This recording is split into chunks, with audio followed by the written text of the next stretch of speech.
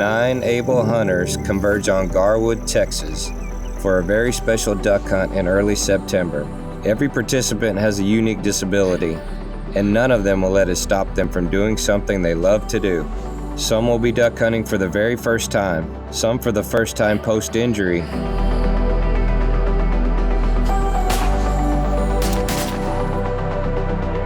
Teal season has always been real special to me. When I was a kid, it was the first hunt I ever got to go on, and where I lived, it was the first hunting season that opened every fall. It's even more special now because I get to host a group of other able sportsmen. This year we got a blind guy, Dan Ferraro, coming on his first duck hunt since he lost his sight, and DJ's coming back to try some new adaptive equipment we got for him. What can I say? We like to challenge the impossible here. Got him, boy! Got him, Dan!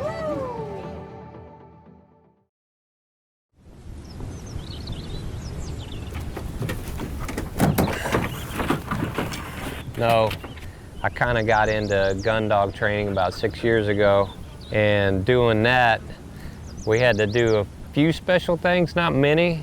Trixie's 2 years old, and I had her trained at Best Retrievers in Giddings, and I have a hunting chair, and I would leave that with them. And she had the heel on my right, because when I sit, my gun barrel's sitting right here.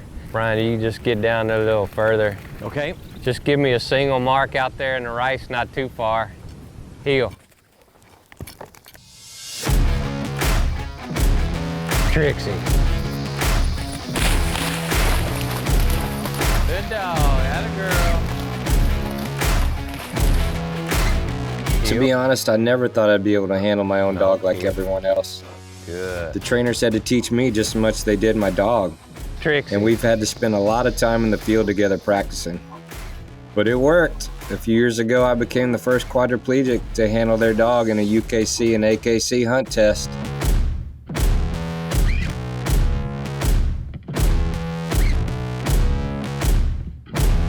This is gonna be a cold blind, which means we went and planted a duck down the road where she has no idea what it is. And it's my job to help get her there. 5.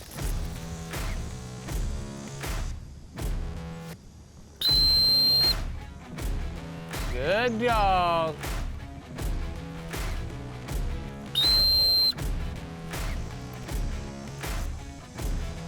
Atta girl, atta dog.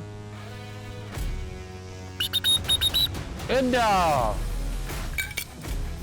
A lot of times they think they know where it is, and they're not gonna go where you're telling them if they think they know where it is.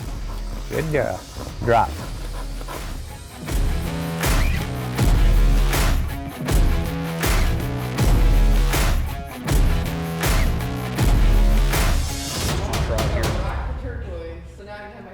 The last time I hunted with Chad was we were in Pearsall chasing some turkeys, trying to get on some birds. I'd never been turkey hunting in my life. It was another experience I'll never forget, the birds, the way they come in. Unfortunately, we didn't come up with one that time, but we'll be back after it again, man.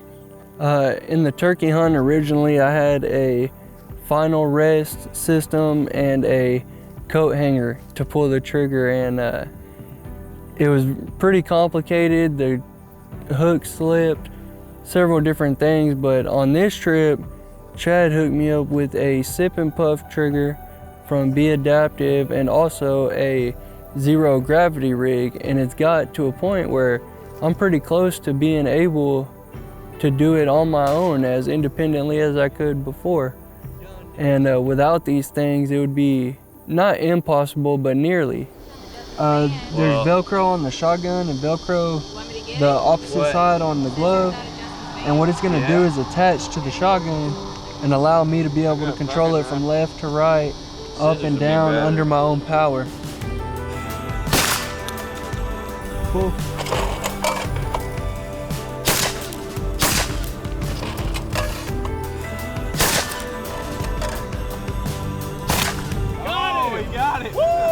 Let's get it, dude. Thank you, God. I hadn't shot a clay, and shoot, to be honest, I couldn't really hit him before. And I was able to bust one on the fly.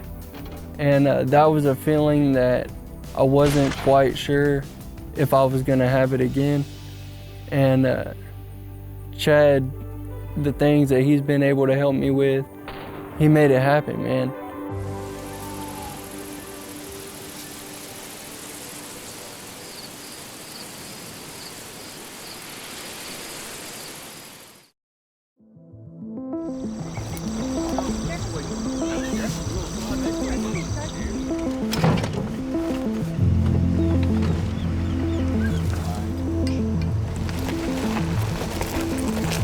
Yeah, this should be fun.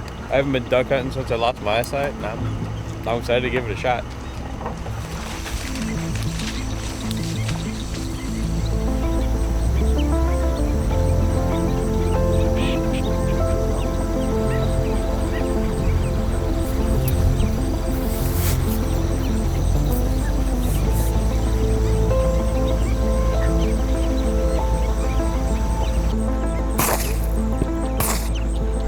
It hurt now.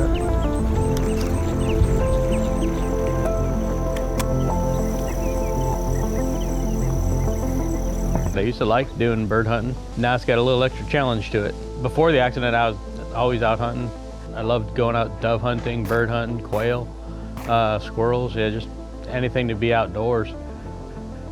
February 19th, 2014, I was driving home from running a clinic in Flagstaff, and I don't know what happened.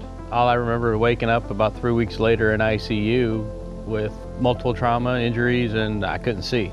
And life kind of changed after that. Yeah, I had probably about a month and a half, 2 month pity party for myself, thinking, okay, I can't do stuff. Then I started figuring out, once I met up with some buddies, we started figuring out how I could, and that kind of changed my whole aspect of things. After my accident, I was kind of like, well, I'm not sure how I'm going to be able to do this again. And with some friends and help, we figured out a way. The biggest thing I was kind of worried about losing was the social aspect of it.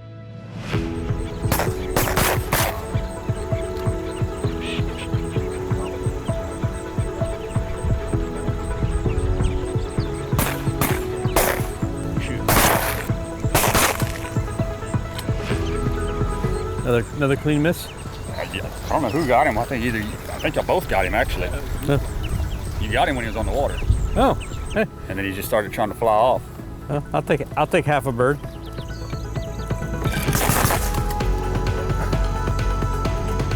Trixie.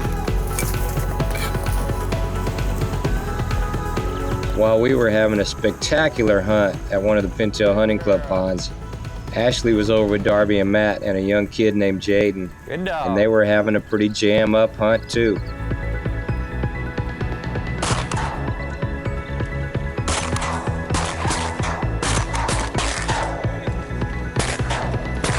Opening morning of Teal, having a great time. We are attempting to hold down the right side while Jaden kills everything on the left side. But we're having a great time. Birds are coming in. Not any big groups this morning, kind of sporadic, but it's neat watching the dog get out and work, being in a big group with everybody, having a good time. So we've been in Houston since the beginning of May. That's when Jaden had his surgery. We were in the hospital for a couple months at least after that. He had a tumor in his pelvis, and it had spread to his spine and his sacrum, and so the surgery removed the entire tumor. They had to use part of his leg to rebuild part of his pelvis, so. First time back out after the surgery and all the changes. And clearly he's still got it, because he's almost got his limit already this morning. We've only been out here a couple hours, so.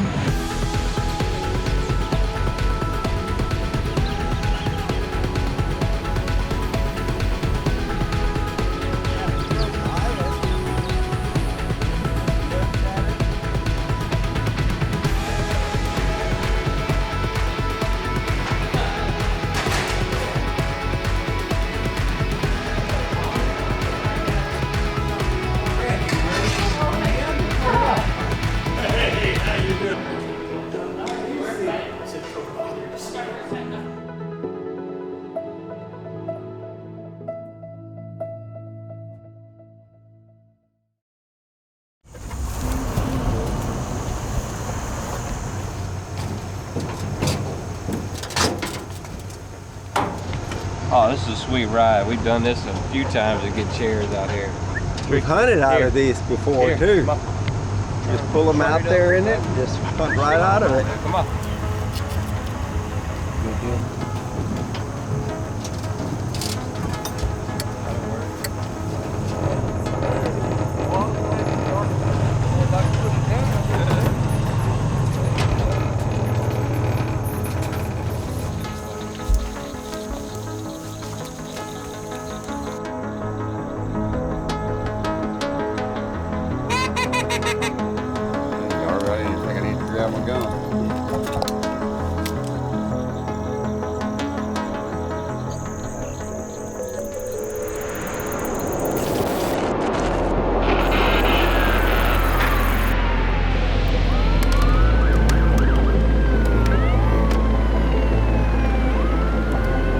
It was May 5th.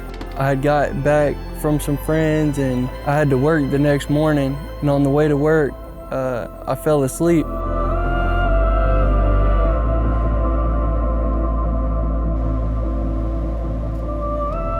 And the rumble strips on the side of the road woke me up, and when I woke up, I jerked the wheel left, and when I did, I could see the entrance to the school I graduated in. And I tried to cut it back right, and it just slid sideways. And there was 5 trees, and my truck caught the first one and went up it, came back down, and from that moment, I haven't been able to move much below my chest level.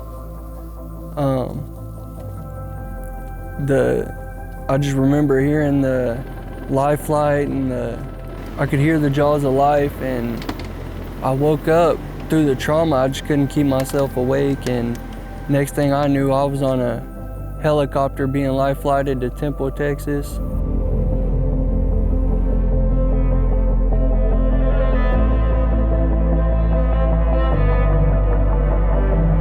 Chad was really like a saving grace for me. I had no idea it was gonna turn into the friendship that we have to this day. His attitude towards things, the can-do attitude, it rubs off on you. It's about adapt and overcome. You can dwell on it or you can go through it. And that's been kind of my, I guess, motivation. Find what you love and don't let anything come between you and it. It's not just injuries that occur. People deal with stuff every day. Where there's a will, there's a way, and we can make it happen.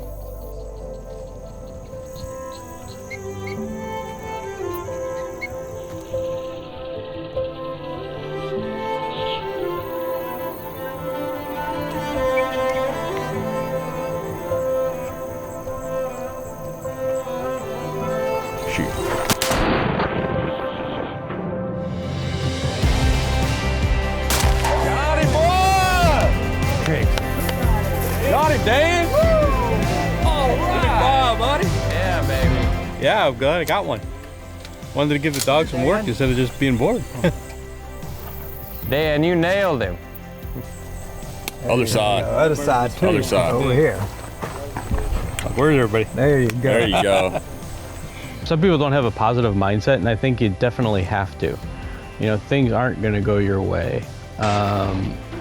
And it's going to be difficult, but half the difficulty is the challenge.